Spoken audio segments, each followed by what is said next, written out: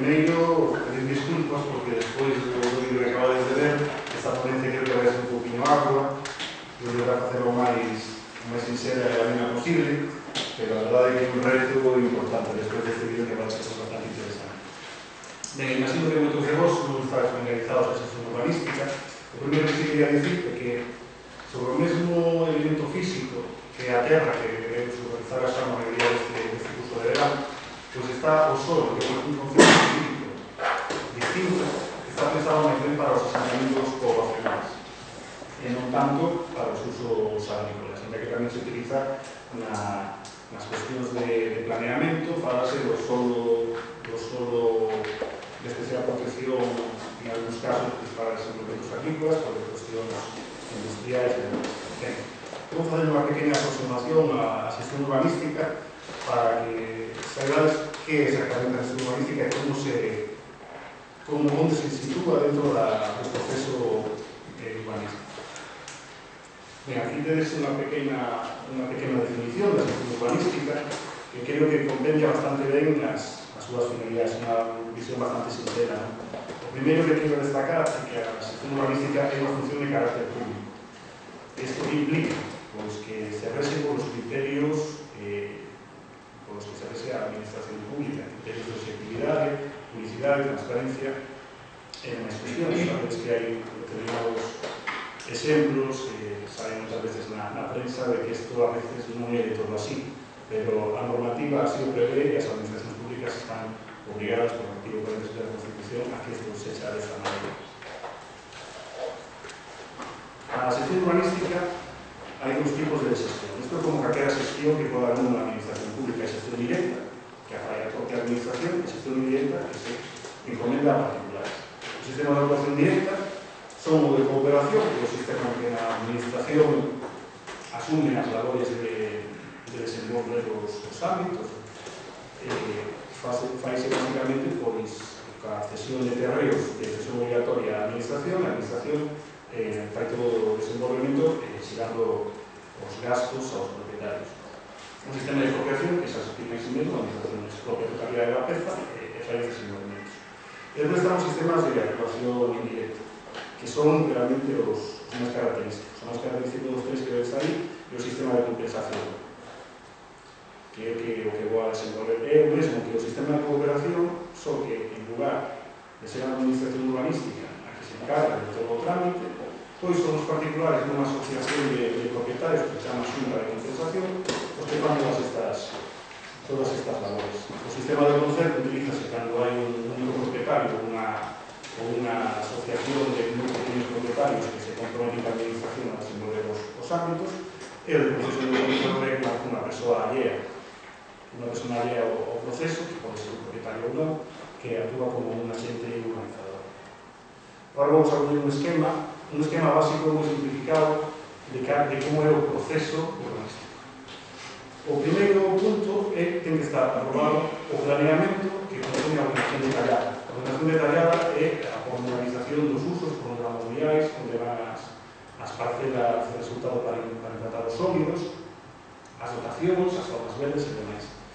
A ordenación detallada pode contemplar no PSO, que é o planeamento xeral, ou ben nos plans de desenvolvemento, con carácter xeral en un plan parcial ou en uns plans especiais que poñen aí os máis característicos, son o PEI, que sonará a palabra, que é bastante manida, que é para os solos urbanos non consolidados, que son pezas que foron perdendo por transcurso do tempo a consolidación urbana.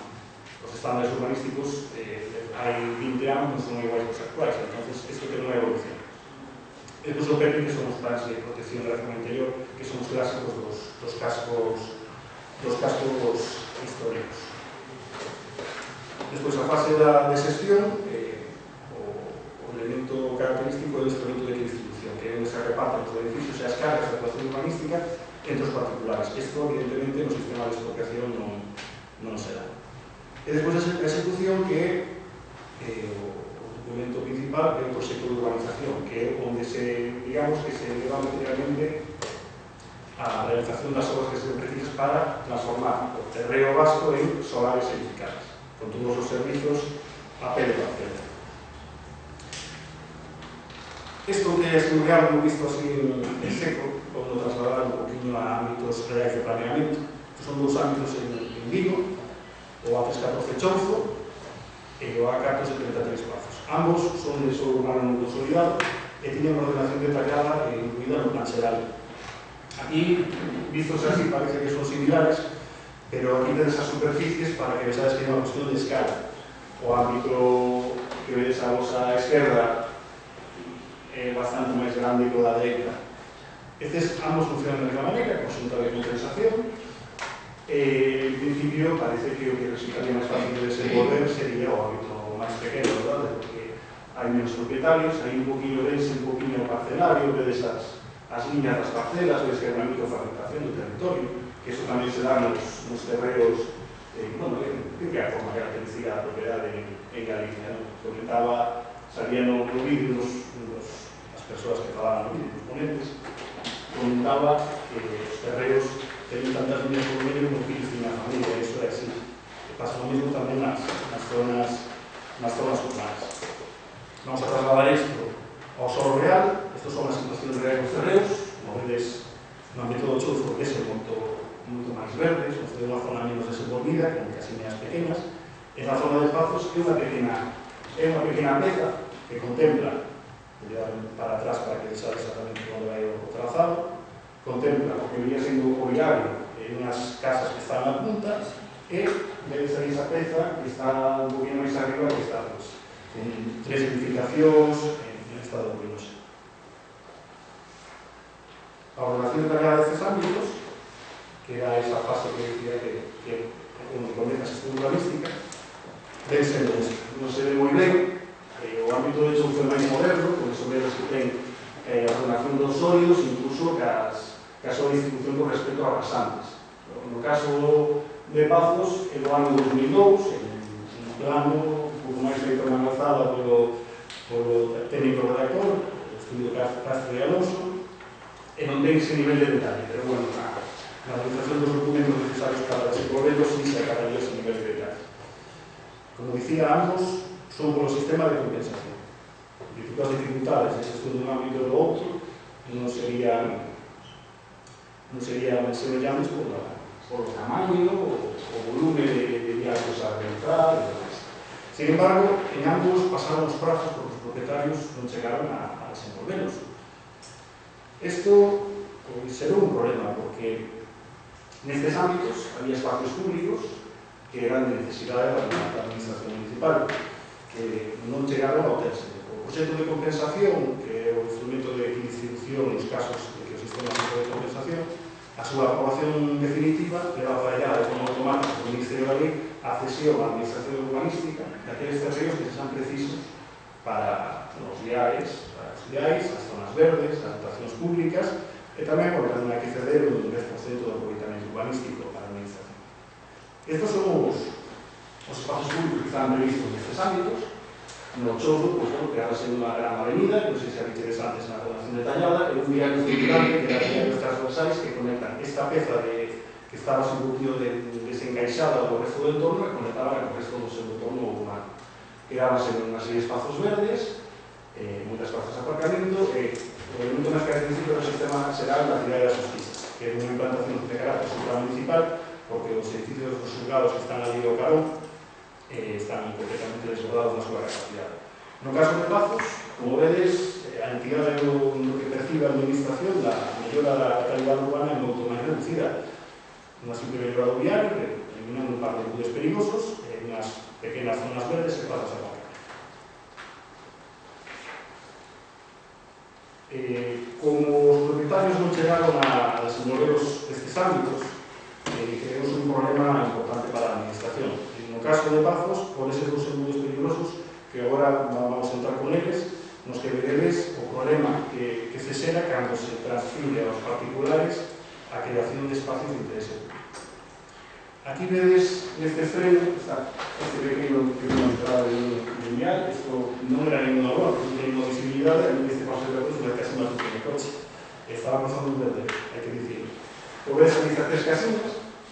Estas tres casas tienen unha peculiaridade que non sei se conocedes o que é a instrucción técnica de clasificación, son mellor sonados de ver na prensa, é unha unha cousa relativamente moderna, por la que as edificacións tienen que pasar inspeccións periódicas para evitar que puedan causar danos, pues, que tengan algún tipo de desprendimiento que puedan causar danos a las persoas ou los demás. Estas vivendas tiñan ITES desfavorables en todos os propietarios que faban dimensión de cal era o problema que tiñan con estas edificacións. Na siguiente fotografía eu un poquinho mellor o estreitamiento, creo que é bastante claro, que se vos fixades no final era unha vía de doble sentido, que era bastante peligrosa. Había unha entrada dun garaxe, non sei se se ve na fotografía anterior, pero se ve de la vía, pero unha entrada dun garaxe, era bastante conflictivo este cruce. Aquí, para solucionar este asunto, dado que daban actividade aos particulares, utilizados algúns procedimentos de ocupación directa. As dúas casas do extremo eran unha propiedade e a seguinte era unha propiedade distinta. A ocupación directa se queda desde logo na parte de juntas, unha solera. El procedimento colocar a administración comunicativa, a titularidade do solo, e que se crea unha parcela virtual, non se pode chamar de outra maneira, que é simplemente o seu propietariamente urbanístico. Isto inscribe en o registro da propiedade. Ahora mesmo, o propietario destas parcelas é un inscrito no registro da propiedade o propietariamente urbanístico, que sería do 90%, lembrades que antes vos comentaba que o 10% do propietariamente urbanístico é do que se obligatorias concellos, e teñen o 90% do propietariamente tipo do ámbito. O tipo, bueno, non quero entrar en materia, é a forma de delimitar cantos metros cuadrados de edificabilidade se reciben por cada metro cuadrado de solo que se mete no proceso de imagen. Isto que sona así moi teórico ten un efecto práctico. Realizada a ocupación directa, procedeuse á demolición destas casas. Temos o estado de procedimentos a terminados, aquí unha pequena de rúa, como vedes, que antes non existía. Aquí temos desde outro extremo, sabedes que xa neste punto sabía que tinha mellorado bastante a realidade do ámbito, porque estaba moi comprometida. E agora hai que saber o resultado final. Non quero entrar en cuestión de carácter estético, pero a verdade é que é bastante impresionante. Isto como quedou esta placina Casas, este mural de Antón Pulido, que creo que se desde aquí, que falaba de Mónica Valle, do alcalde de Vigo, moitas fotografías colinas da prensa, e todas saben os responsables políticos. A verdade é que o efecto, se tedes na retina a imaxe anterior, é bastante impresionante. Vedes unha bela rúa, un pequeno parterre, isto transformouse nun espazo urbano de relativa calidade, deixando de lado a cuestión estética, que isto é unha cuestión que non pode gustar ou non. Cando se eliminou a casa que estaba pegado ao edificio que vedes aí, que ten o mural, eles pensaron un problema técnico, que claro, non tiña unha casa acargoada da súa, agora, ao eliminarse, ao chover, entraba a humidade pola casa. Entón, ao final, con esta solución, formáronse dúas necesidades públicas e eliminóuse o problema dos vecinos. O seguinte embudo, que tamén se daba no ámbito neste ámbito, era na rúa Menéndez Pelares, aí marcada con esa cruce vermella. Aquí veréis algunas fotografías que era casi incluso peor. Aquí tenéis o que había aí. Estamos falando dunha zona que está no medio da cidade, que lembraredes ao principio nas fotografías do estado real, que é unha zona completamente urbana. Pois isto no medio dunha cidade como isto é desde norte a sur, e aquí temos unha imaxe de sur a norte. Veis que hai unha diferenciación importante, hai un lombo. E aquí temos un convenio de natureza patrimonial cos propietarios dos terrenos que como que manterían a alineación da calzada. Aquí temos o proxecto que se utilizou para construir. Este proxecto sigue 100% as alineacións que vienen determinadas na ordenación detallada. En que este non é un procedimento de natureza urbanística, un examen de un diario existente, temos indicacións sobre o Departamento de Obras e Obras para que se respetase 100% as alineacións visadas. Arriba tedes que era o estado inicial do diario, e aquí tedes como quedaban os proxectos. Aquí tedes as obras, hai tamén o alcalde de Vigo, a autobús de Monte Rosa, que nos estou picando, aí arriba tedes que había unha casa. Tocamos un poquinho a civilización da casa, creo que demora para o que non vou acordo co propietario, non estaba en estado peligroso, ao final estes señores quiso de llevar a un. E agora vamos a ver que ha o Estado, que se creou gracias a estes procedimentos estaban previstos na normativa para chegar ao resultado. Aquí vedes que non era antes ese estreitamento, e aquí tedes o despois pode ver o edificio aquel que se ve aquí, que é o mesmo, eliminouse o logo que había na rúa, ensanchouse, que era ese plazas de aparcamento, e bueno, pois, a verdade que a diferencia é máis que notable, máis que notable. Isto, ten en conta que isto non son procesos de urbanización, aquí non se está urbanizando, aquí está facendo un procedimento de mellora de diario. De terse realizado a execución do ámbito dos propietarios, que por diversos motivos non consideraron apropiado. Un deles foi que varios desarrollos foron adquiridos por un promotor inmobiliario que, con este estado de crise, non resultaba rendible realizar as obras. O seguinte exemplo, lembrades que falaba da cidade da Xustiza no ámbito do Chouzo, pois para poder expropiar os sistemas que temos de teito de gasto público, que non se pode gastar máis de determinado volume de dinheiro, inició un procedimento para vender por cosa pública 40 vivendas que se retiraron do ámbito de Rosalía de Castro 1, dese 10% de decisión que comentábamos antes, recibiuse unha serie de vivendas. Este señor chamase Basilio, ordenanza da Selección do Mismo, que foi moi amable ensinando a xente as vivendas para que pudiesen puxar e a verdade que tivo un notable éxito. Unha vez que conseguiron os fondos para poder iniciar o procedimento expropiatorio, aprobouse a primeira fase. Era unha única parcela e de todas aquelas que veades na relación detallada. Esa única parcela, descontado o viario das parcelas que estaban dentro da titularidade pública, porque había un pequeno aparcamento, tiña 4.110,50 metros cuadrados. En total, as parcelas a expropiar eran 20 parcelas para 4.000 metros. A parcela máis pequena, tedes aí o dato, 32,75 metros cuadrados. Aquí temos ese efecto de microfragmentación que se dá tanto nos entornos periurbanos como nos entornos urbanos. E a parcela maior tiña 740. A maioría de estrellas, como poner eran chidas. Isto, a medida que vas vendo a documentación dos procedimentos expropiatorios, presentan os títulos de propiedade, vas vendo como van vindo de labranza. Aquí a maioría dos apelidos eran os mesmos, en todo o Chouzo, que esa vez era bastante amplio, máis de 100 metros cuadrados. Foron morrendo os bisavós, foron deixando aos logobos, e así sucesivamente, a chegar aos netos, que eran unha serie de días que eran moi pouco utilizables. Aquí tedes esta parcela que tedes marcada en vermelho, esta é a parcela 2 da Mata 7, a que era a formación italiana, que é onde está proyectado un edificio de ampliación dos xuzgados. Eses dos edificios que tedes ali na parte superior e na parte derecha son os xuzgados de Vigo, son os xuzgados medios, que son máis antigos, e outros aquí os xuzgados novos, por obvio, é onde está tamén a sección da audiencia judicial. Aquí vedes as parcelas do parcelario, que son esas recadras de cor amarelo, e ides vendo este proceso que vos dicía. Todas estas franxas de terreo, como dixo, todo apunta a que eran un único propietario. Para que desades un poquinho que é a tipoloxía das edificacións da zona, vedes que isto son vivendas rurais.